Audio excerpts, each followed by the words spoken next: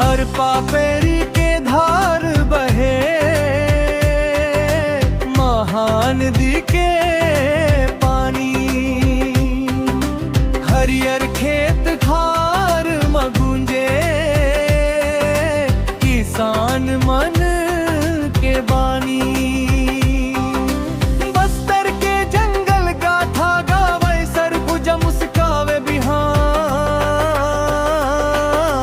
जय हो छत्तीसगढ़ में है तारी। जय हो छत्तीसगढ़ में है तारी।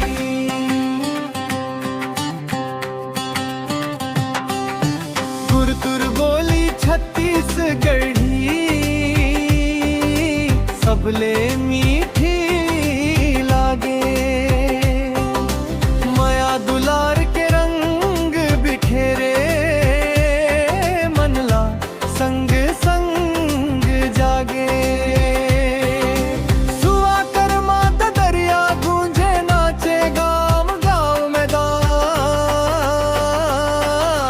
जय हो छत्तीसगढ़ में है तारी। जय हो छत्तीसगढ़ में है तारी।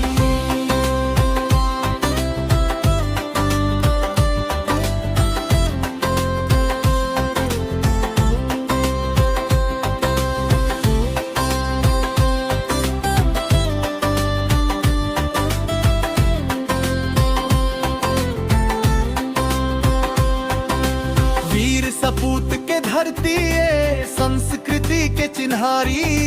माटी के खुशबू महके, ए मोर जन्म के क्यारी। सोलह